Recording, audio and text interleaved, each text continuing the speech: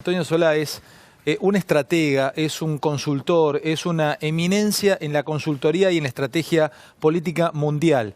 Tiene hecha cientos de campañas y ha ganado, si se lo puede trazar con una especie de paralelismo deportivo, ha ganado mundiales o ha ganado campeonatos, porque, Felipe Calderón, Rajoy, Cyril Ramaphosa en Sudáfrica, Juan Manuel Santos en Colombia, son algunos de los candidatos que han sido ayudados por él, por su equipo de trabajo, y llegaron a presidente. Yo ya me hubiera charlado con Antonio, él es español, de padre, creo que padre catalán, interesantísima historia, cómo llega a Madrid, es un clase media de padres trabajadores.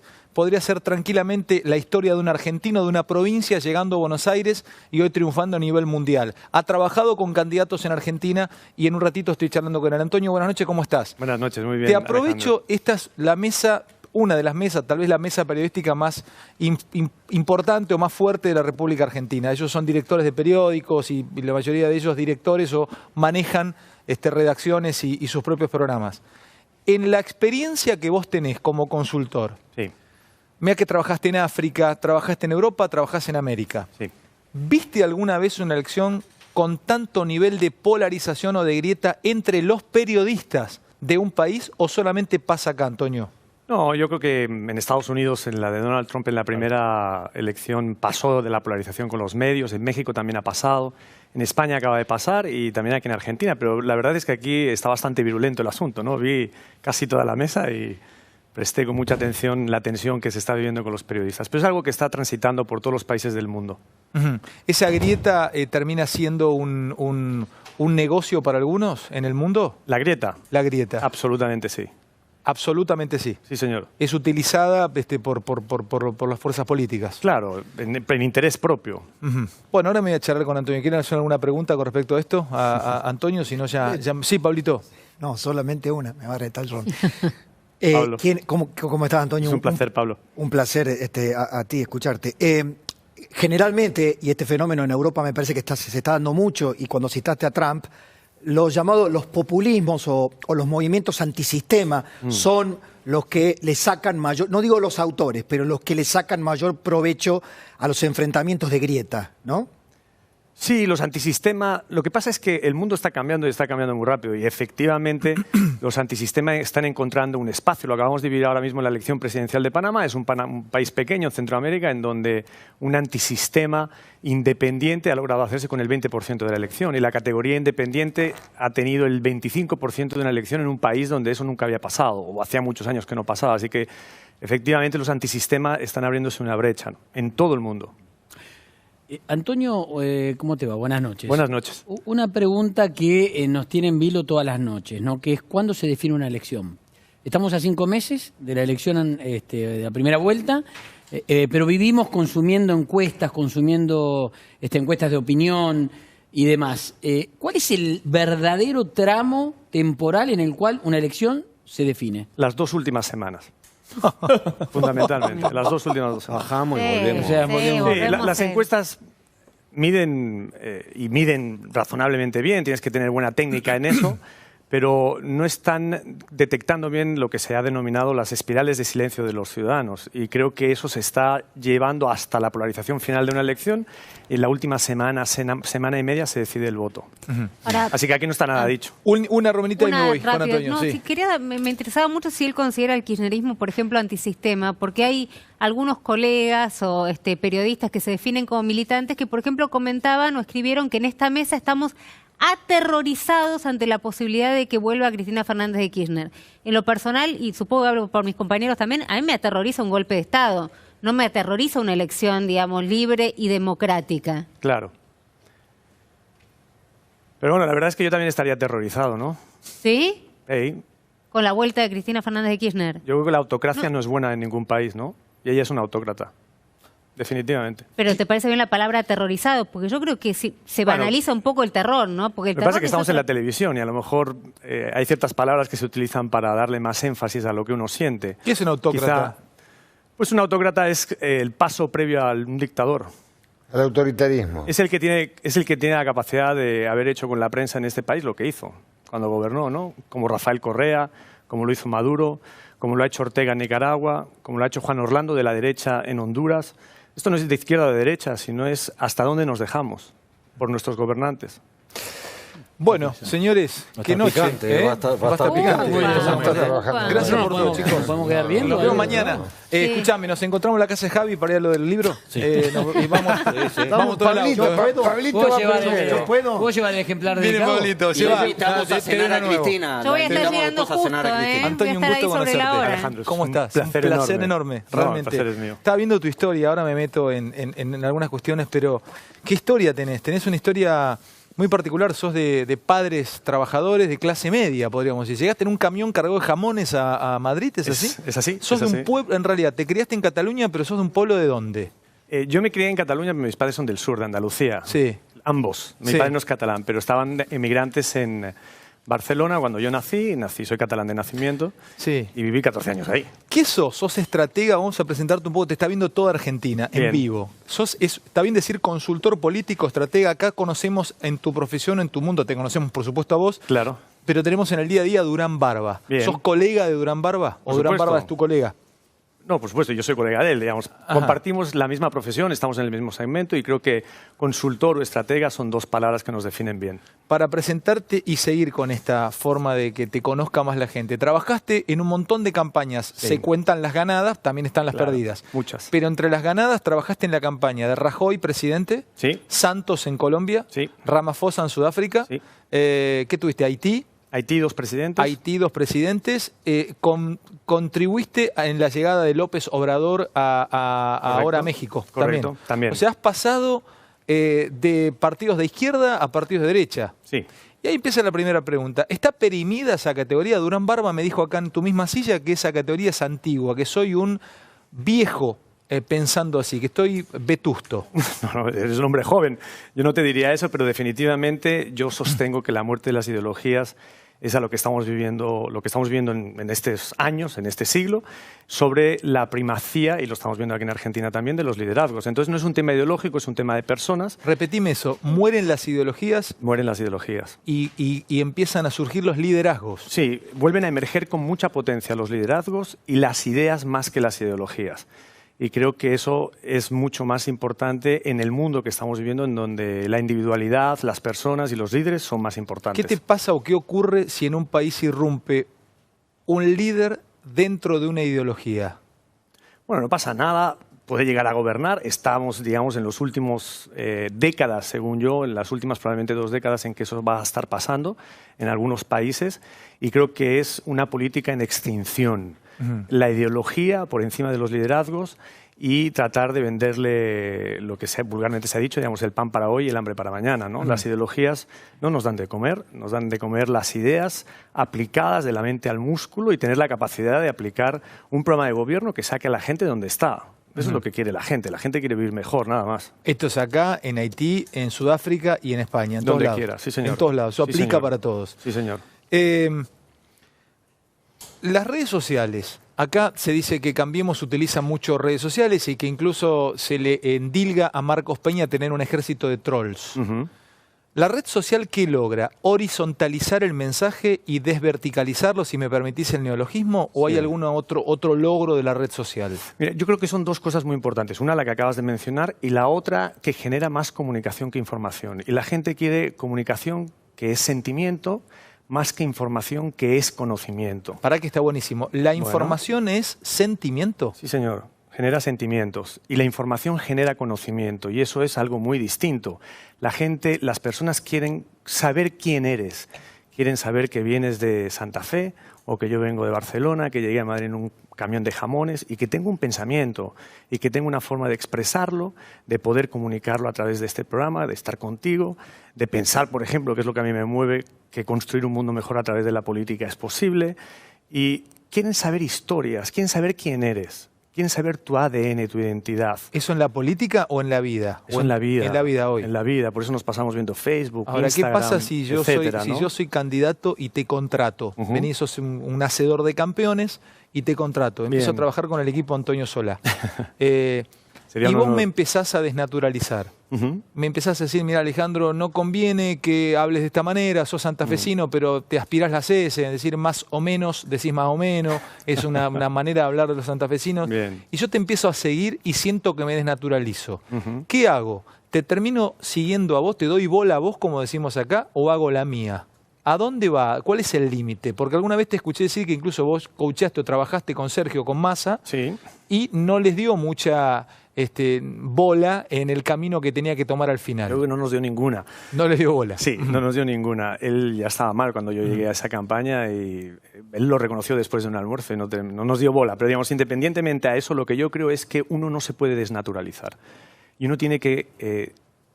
déjame decírtelo así, Alejandro. A ver. Es muy distinto tener una imagen específica y una identidad específica. La identidad es tu código genético, no es la corbata que llevas, no es cómo te peinas, no es cómo me miras, ¿no? Lo gestual, lo formal, lo que está aquí en la mesa, digamos, visible para todos. Yo creo que lo importante es tener una identidad específica. ¿Qué sientes? ¿Qué piensas? Pero eso lo capta el que nos está viendo del otro lado. Mira, detrás de esa camarita que se está iluminando ahí, está entrando todo el pueblo argentino infernalmente. Bien. El que está del otro lado, y ahora voy al voto, Bien. ¿nos está leyendo a vos y a mí la identidad o nos está leyendo lo otro? Nos está yendo la imagen fundamentalmente ahora. Pero lo importante es que tú le muestres quién eres y por qué crees en lo que crees. Tengo un compañero que se llama Marcelo que siempre sostiene que dale al votante una causa y te devolverá un voto. La gente quiere creer en cosas. Me encanta esa frase. Dale al votante una causa y te devolverá un voto. Sí, dame un punto de apoyo y os moverá el mundo, pasa eso. Sí, un propósito, una razón de ser. Yo creo que eso es importante para las personas. Quieren creer en ti y la credibilidad es la moneda de intercambio entre los políticos y los ciudadanos. Cuando pierden la credibilidad lo pierden todo. Y creo que eso los lleva al despeñadero. Y vemos a muchos políticos, o yo he visto a muchos políticos llevando su propio ataúd al cementerio. Luego reviven de cualquier manera. Pero eso es lo que está pasando el día de hoy. O sea, en todas nuestras democracias. Te voy a tomar como si fueses un médico, ¿no? Yo soy candidato y ya tuve 2 o 3 elecciones perdidas. En una la gané, otras me fue mal. No quiero nombres porque por ahí herimos susceptibilidades. Bien. Si vos le tomás los signos vitales, pulso, presión, de lo que vos quieras, en tu mundo en el que trabajas vos, si ves que perdió credibilidad, internamente sabés que ese paciente no se salva. A lo mejor no se salva en esa elección, credibilidad, confianza, etcétera. Pero déjame decirte algo, Alejandro. Si te puedo poner un ejemplo de otro país, de alguien que se acaba de pegar un tiro, que es Alan García. Alan García, que en paz descanse. Alan García fue presidente en segunda ocasión, después de haber terminado muy mal su primer periodo, con los negativos más altos que te puedas imaginar, con 70% de negatividad en su imagen. Un tipo que no tenía credibilidad. Pero competía en ese momento contra Ollanta Humala, apoyado por Chávez. Y era un tema regional. Los peruanos decidieron, entre una cosa y otra, votar por Alan García. Y gobernó otro segundo mandato. Entonces, todo es relativo. Todo es relativo. Y uno, pues, no se va de este mundo hasta que se va de verdad. Así que en la política uno puede irse y volver. Lo estamos viviendo aquí con Cristina. Es absolutamente así. Por eso te preguntaba, en realidad todo es posible. Todo es posible. Todo es posible. Sí. Todo es posible. Sí. En la política sí. Las personas como vos, equipos como el tuyo, Durán Barba, Antonio Sola, el que vos quieras nombrarme. Yo conozco estos 2 equipos, sos un consultor político de primera a nivel mundial. Muchas gracias. Vos, ¿podrías decirme a mí que ahora te voy a preguntar si vas a trabajar con algún candidato? Creo que tenés buena relación con varios acá en Argentina, pero esto va a ser al final, porque si no tal vez va a desnaturalizar la charla y vas a terminar cayendo en la grieta. Bien. Hoy cuando le contaba a algunos amigos que te iba a tener, y yo contaba con orgullo en un club donde juego al tenis, me decían, ¿pero para quién trabaja? Y la verdad, te lo voy a preguntar al final de la nota. Bien. ¿Vos podrías decirme a mí que tal vez a muchos de los que te están viendo ahora por la cámara, ¿vos vas a convencerlos de que voten a un candidato o no hay manera que lo logres? No, yo no tengo que convencer a nadie. Tengo que convencer para el candidato con el que voy a trabajar cuál es la mejor forma o ayudarle con la mejor forma y el mejor fondo, es decir, con su mensaje, con lo que quiere construir para este país, para esta Argentina o para cualquier país donde yo llego, y convencer a sus electores, a sus ciudadanos. Yo no soy candidato a nada por hoy. El día que lo sea, si es que algún día lo soy, entonces será otra cosa. Pero hoy yo soy un estratega, un asesor que ayuda a personas en términos generales con buenas intenciones, y creo que eso es muy importante, gente de bien que quiere ayudar a gente de bien, como los que nos están viendo, en sus pueblos hoy, a gobernar. Si fuese magia, vos no aplicarías magia negra.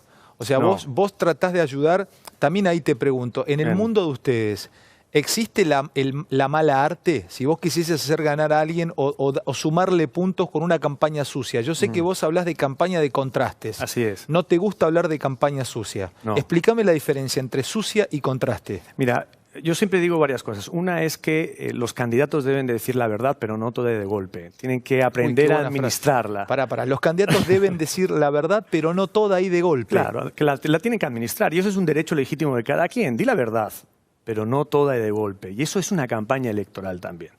Número uno. Lo número dos que creo es que una campaña sucia está enfocada y administrada por las malas artes, efectivamente. Información falsa, crear una serie de bulos o de noticias fake que se han llamado últimamente, recientemente, para tratar de influir en los votantes. Ni es legítimo ni es bueno y no construye democracia. Lo creo, además, que no sirven en realidad para una campaña electoral, en términos generales. Lo que sí creo es que las campañas de contraste te ayudan a fijar el punto donde tú estás como candidato. Déjame ponértelo así, Alejandro. Dale. Yo tengo derecho, como candidato, a decir lo que creo que tú eres y también derecho a decir lo que creo que yo soy. Yo tengo derecho a decir... ¿Quién es el tú? En este caso, ¿el rival político o el la rival gente? político. El Supongamos rival que tú eres político, dale. candidato, yo soy Dale. candidato. Yo soy Estamos en un candidato B debate. y vos sos candidato A, dale. Sí, yo tengo derecho a decirte todo lo que yo creo que tú no eres o que creo que eres. Y eso te debe de llevar a una polarización de personalidades, de programas, de ideas y de contraste, que eso es el contraste, decir lo que yo creo que tú eres y representas. Ahora, yo soy un tercer candidato y te digo, me es injusto, Antonio, porque vos estás polarizando con el candidato B y yo soy candidato C y no me dejan jugar. Acá pasó, polarizan Macri y Cristina, el presente con el pasado, y todos los demás, Urtubey, Massa y los que quieras colocar, no pueden entrar a jugar. Los dejan afuera, polarizan tanto que les cuesta poder encontrar un espacio y finalmente el país termina siendo preso de esa polarización, porque los mercados nos reaccionan en contra, Claro. porque el dólar se fue al carajo, y el propio Macri se queja de la polarización, Antonio, pero la crea el propio Durán Barba. Entonces explícame eso. Yo creo que eso se va a acabar. Y a lo mejor se acaba en este 2019. Las polarizaciones tienen límites porque llevan al agotamiento de los pueblos. Y yo creo que Argentina hoy está mucho más agotada que hace 4 años, que hace 8, que hace 12, que hace 18. Qué interesante. Está estudiado que la gente se cansa de la grieta. Pero por supuesto, no sé si de la grieta específicamente, que me parece que es un término inventado aquí en Argentina, me parece espectacular porque define muy bien lo que nos está pasando. Pero polarización y grieta no es lo mismo, Antonio. Bueno, sí, lo puedes llamar así. Lo que yo creo es que tú tienes a una señora que dejó un país lleno de odios y tienes a un señor presidente de este país que deja en este mandato más hambre con el que llegó. Digamos que eso es una polarización y que a Macri le conviene la señora y a la señora le conviene Macri para Repetime poder esa ganar. fórmula que me lo explicaste perfecto. O sea, se va Cristina con una siembra de odio, llega Sí. Macri Sí. con hambre. Sí. Se queda el país tan mal. Está mal el país, digamos. Sí. Pero se retroalimentan y se necesitan. Sí, sí, así es. Se necesitan, se retroalimentan.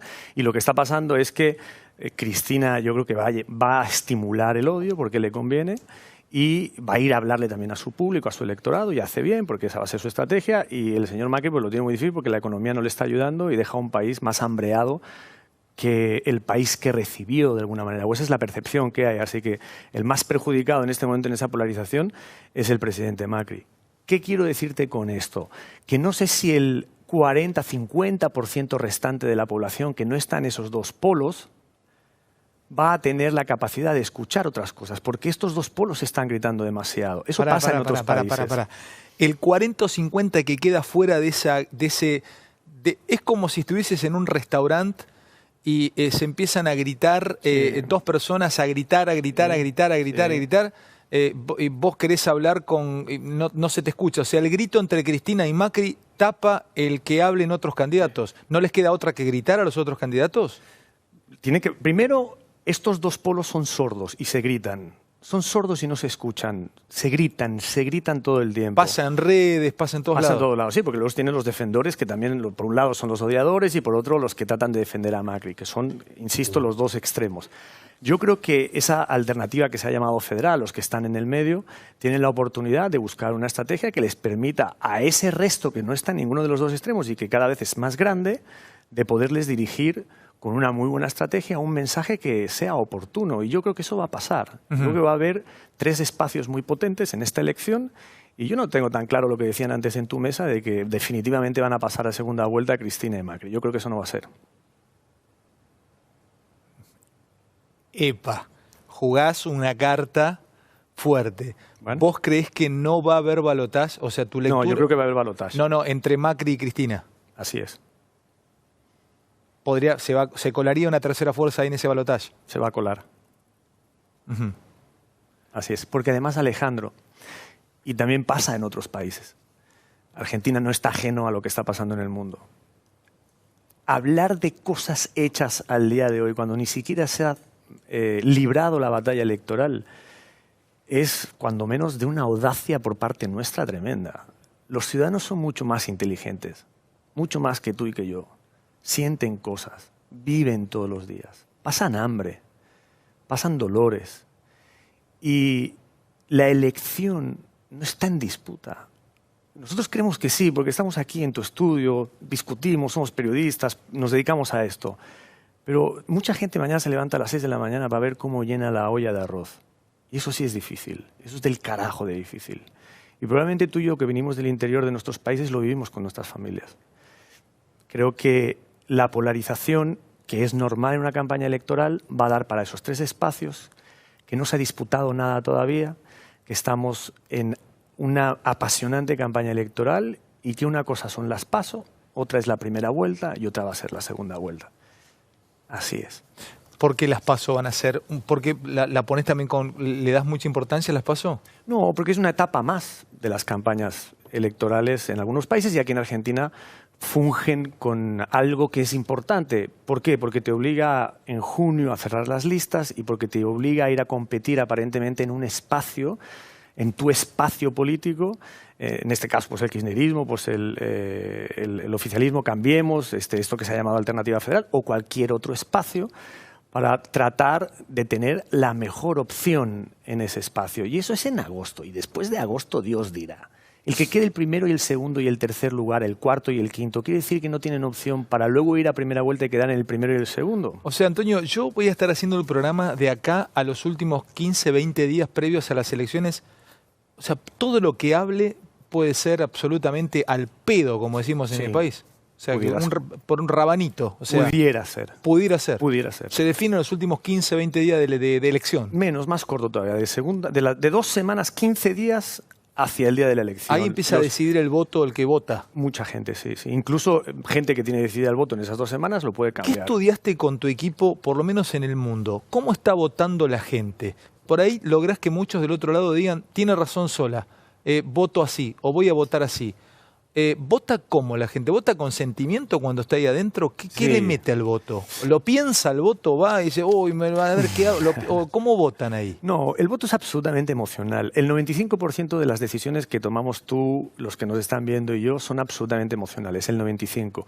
Y el voto es una decisión absolutamente emocional y está hospedada en una parte del cerebro que es el cerebro límbico, el que tenemos todos los seres humanos, ¿no? Somos trifásicos, somos tricerebrales, ¿no?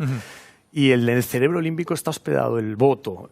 Es una pasión, es como la pasión del fútbol, como la pasión del sexo, como la pasión de la educación, la pasión que a mí me mueve, que es la política, por la comida, lo que tú quieras. El voto está hospedado ahí y es absolutamente emocional. Entonces es comprensible que como en el fútbol, entre un River y Boca, digamos, pues entre las hinchadas haya apasionamientos. En la política también, así que hay que verlo con mucha normalidad. Pero si hay un 30 o 40% que no está apasionado y que estamos diciendo que está dando vueltas y eligiendo el voto. Entonces terminan eligiendo los desapasionados. Yo creo que es también al revés. A ver. Sí, ellos están apasionados por el no apasionamiento de aquellos dos. Ellos están apasionados por no estar...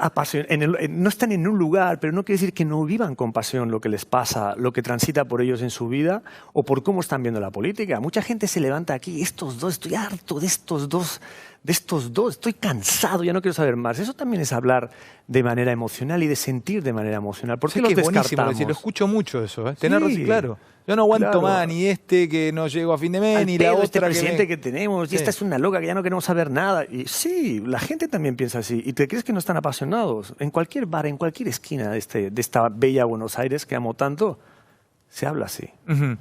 ¿El miedo cuenta en el voto? Sin lugar a dudas. Porque también se dice en Argentina, ahora empieza la campaña miedo. La campaña recuerdo de todo lo que Cristina dejó o el kirchnerismo dejó. A ver, ¿dónde cuenta el miedo? Contame el miedo, como miedo elemento. El miedo es una emoción, como lo puede ser la ira. Y son dos grandes conductores de la emoción de las personas. No es lo mismo sentir miedo que sentir ira. El miedo te lleva a un lugar y la ira te lleva a otro lugar, en términos electorales.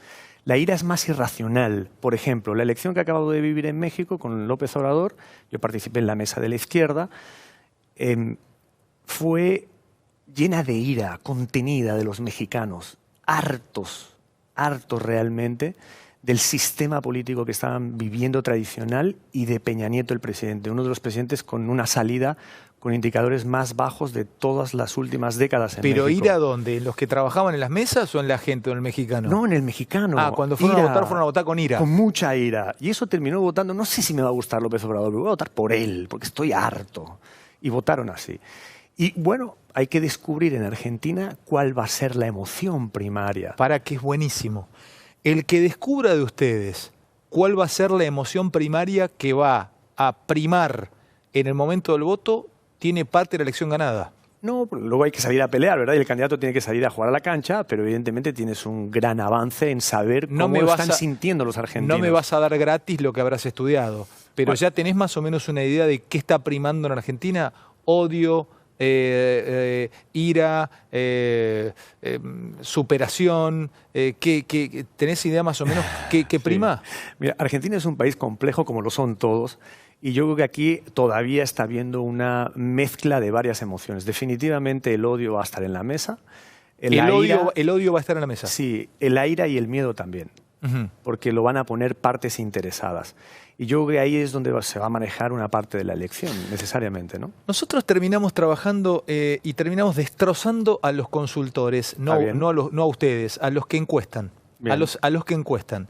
Y se termina diciendo que en Argentina finalmente lo único que funciona es la cualitativa, no la cuantitativa, la cualitativa o el focus presencial, preguntando una encuesta abierta, una serie de preguntas abiertas a la hora de encuestar. Yo te pregunto otra vez por el que está del otro lado. A mí me gusta tener bastante empatía con el que nos está viendo porque a esta hora de la noche, pensás son 0:34, que mañana se van a levantar y estén escuchándote y hay mucha gente, te lo digo por el rating, mucha gente siguiéndote atentamente. Bien. Digo, ¿por qué Gracias. están del otro lado? Evidentemente te creen o por lo menos te quieren escuchar. Bien. Estoy muy agradecido por eso. Dame una idea de quiénes están del otro lado. A ver, ¿cómo piensa el que está del otro lado? Sea de izquierda, están viendo de izquierda, de derecha, tal vez te esté viendo Cristina, Macri. Puede ser, pero vamos a hablar de la gente, el común, el de a pie. ¿Quién está del otro lado? A ver, Gente que sufre, Alejandro. Gente que vive todas las mañanas, que tiene una carnicería, que tiene una cafetería, que no le alcanza para llegar a final de mes, que no sabe qué va a hacer con su hijo, si llevarlo a un hospital de tal o cual calidad que le saque de la enfermedad que tiene. Gente que padece, que siente. Y a veces los políticos y también nosotros, que tenemos una responsabilidad en el pero me oficio, hago cargo de eso. Contame de nosotros. No lo vemos eso. Vivimos en una nube. Bueno, no lo decía por ti, sino por los consultores, en este caso, y por los políticos. Los maltratamos a los ciudadanos. Por eso están tan cansados, tan hartos de la política. La gente dice, ya basta, ya basta. Y la política nació para ayudar a la gente a vivir mejor. Y han sido mancillados. Es como si te violaran una y otra vez. Y se cansan de los políticos. Por eso llega, pues como yo he definido al presidente de Estados Unidos, ¿no? Un patán con boca y Twitter. Llega un presidente de esas características que a veces crees que es un disparate, pero por eso llega un tipo de presidentes. O llegó en Haití y yo tuve la oportunidad de trabajar con él, un cantante. un cantante que nunca había estado en la política, que rompió la dinámica del sistema en ese momento, ¿no? Lo que se ha discutido aquí tanto si en Argentina hay Bueno, en Ucrania llegó un humorista. un payaso hay en Guatemala, un payaso, un humorista en Ucrania. ¿Qué nos está pasando, Alejandro? ¿Qué están viendo los ciudadanos que nosotros no estamos viendo? Y ¿sabes qué? A ellos les asiste la razón. Porque ellos mañana a las 6 de la mañana, después de acostarse hoy, se van a levantar y tienen que ir a ganarse el mandado. ¿Sí me entiendes? Mi abuelo se levantaba, mi abuelo fue migrante aquí, trabajaba en la calle Florida, iba a vender flores a una floristería, se levantaba a las 6 de la mañana, se acostaba a las 12 de la noche y ahorró sus primeras 500 pesetas para volver a España y no dejó de trabajar nunca en su vida, como la inmensa mayoría de los que nos están viendo. ¿Sabes qué? Esa gente merece un respeto, merece que no le gritemos más, merece que le digamos en qué creemos. Merece que les digamos que es posible tener un país unido después de tanta polarización, a lo mejor. No hablo por Argentina, sino que hablo también por otros países. Y bueno, yo también he participado en campañas donde de manera oportuna, en momentos específicos, polarizas. Claro que sí, pero hay que saber dónde están los límites. Bueno, te voy a preguntar ahora, después del corte, hasta dónde el bolsillo vota. Y también vamos a hablar de esto, de los medios tradicionales. Hablaste de redes, seguramente estarás explotando en redes. Antonio Sola debe ser, Sola con Fantino debe ser ya tendencia en Argentina. Y vamos a estar hablando de los medios tradicionales, porque también te he escuchado en una nota que leíste al colega Longobardi en CNN, que estos medios, como la televisión, terminan definitivamente también influyendo muchísimo más que las redes sociales, más allá que horizontalice el mensaje, pero la fuerza o la influencia grande la siguen teniendo los medios tradicionales. Te voy a preguntar por esto, vamos a contarle. Yo realmente no sé con quién estás trabajando aquí, si has venido a trabajar con un candidato o no. Bien. Sé que estuviste cerca y tenés buena relación con Mauricio, con Macri, con su equipo, que has tenido algún tipo de contactos en el último tiempo. Con Macri no, con parte de su equipo conozco a algunos. Sí. Algunos, bien. Y vamos a ir hablando también, te quiero preguntar el famoso en la política. Seguimos charlando con Antonio Sola. Sola con Fantino es el hashtag, si quieren tuitear y opinar así. Ya con Antonio Sola, un placer tener a este líder en consultoría política. Trabaja globalmente, ha tenido campañas de éxito, con su equipo ha logrado que triunfen algunos presidentes hoy en el poder, como sigue siendo presidente Ramaphosa, vino al G20, ¿no? Ramaphosa, el individuo y Sisulu, sí. ¿Es Sudáfrica? Sudáfrica. Es Sudáfrica. Bueno, Rajoy, López Obrador, trabajando en la mesa también de los partidos que apoyaron al presidente hoy de México, Santos en Colombia. Bueno, ahora charlamos un ratito más con él. Antonio Sola con nosotros. A la vuelta en el corte le pregunto con quién va a laburar en estas elecciones y además lo que te estaba prometiendo. Entre otras cosas, hablar también de estrategia. ¿Qué es estrategia? ¿Cuál es la diferencia entre táctica y estrategia? En un minutito, quédate con nosotros. Sola con Fantino es el hashtag y charlamos con Antonio. Bueno, a ver, tengo apuestas con mis amigos. ¿Estás laburando con alguien acá? ¿Vas a trabajar con alguien? ¿O cómo es? ¿Puedes decirlo? ¿No querés decirlo? ¿Cómo es tu historia hoy? Porque has trabajado en su momento con De Narváez. ¿Con Francisco? Sí. ¿Era ella o vos? ¿No? Ella o vos. Sí. El eslogan. Sí. Y después trabajaste con Massa. Un gran personaje, Francisco, muy querido. Sí, mucho. La verdad, lo quiero mucho. Fenómeno. Sí, Sergio Massa, ¿y con quién más te trabajaste acá? Tuve la oportunidad de trabajar con Massa en la recta final de su campaña presidencial, cuando ya venía. Estaba un colega que en paz descanse, Sergio Bendixen, un peruano muy inteligente que tenía una gran capacidad de análisis, de hacer encuestas. Y bueno, eso fue hace 4 años. Si no me decís el candidato, pasada. hoy vas a estar trabajando con Alternativa Federal, vas a trabajar con la tercera pata, vas a trabajar ¿dónde? Hoy. Con Juan Manuel Urtubey. ¿Vas a trabajar con Urtubey? Quiero. He estado con él en varias reuniones y la verdad es que es un candidatazo y una gran persona, sí. ¿Por qué lo ves con potencialidad? Precisamente porque este 50-60% de la gente que quiere escuchar algo interesante y diferente, que no está en los extremos y que nos está gritando, busca algo que le haga pensar que es posible tener un país distinto al del odio y al hambreado. ¿No le tenés miedo? Y yo creo que eso lo puede dar Juan Manuel después de tantos años siendo gobernador, y no solo eso, sino de haber dejado Salta de otra manera distinta. Ahora, como la recibió. Antonio, ¿no le tenés miedo al número? Porque Juan, él mismo te lo reconoce, está muy lejos en los números. Su medición hoy 9, 10 puntos, un poco más, un poco menos, está lejos de lo que debería tener para lanzarse en la candidatura. ¿Lejos de quién, Alejandro? Lejos de los 20 y pico que dicen tener los líderes. ¿Que son quién? Macri y Cristina. Pero es o que... de los 15, 16 que puede tener Massa o algún otro. No, eso no es así. Pero no es así porque los números que yo tengo son distintos. Pero déjame decir, y te los voy a explicar ahora, pero muy rápidamente. No estamos jugando la primera vuelta, estamos jugando las PASO. Y Urtubey juega en un espacio específico que tiene que ver con las PASO. Y ahí compite, en teoría, contra Massa, que tiene entre 11 y 13 puntos, con un Urtubey que tiene entre 9,5 y 11,5, y un Labaña, que no sé si va a querer competir ahí, que tiene entre un 14 y un 15. Están en un pañuelo. Decir que uno está abajo, bordeando los 10 puntos, en una elección que se determina en agosto, en donde la gente no ha decidido nada, me parece muy audaz. Y yo creo que hay que hacer análisis serios de eso. Así que yo creo que Urtubey es un corredor que viene creciendo, lo felicito por el trabajo que está haciendo, y creo que los otros dos corredores, uno viene bajando, que es Massa, y me parece que es uno que le hicieron una operación muy interesante y muy respetuosa en este país, que es Roberto Labaña, y que me da la impresión que acaba de llegar a una especie de estancamiento muy relevante. Así que... Dame un segundito y nos despedimos. En el próximo bloque. No, tengo un corte más y nos despedimos con Antonio Sola. Antonio, un placer haberte tenido. Alejandro. Gracias, en serio, Es un un honor. gustazo.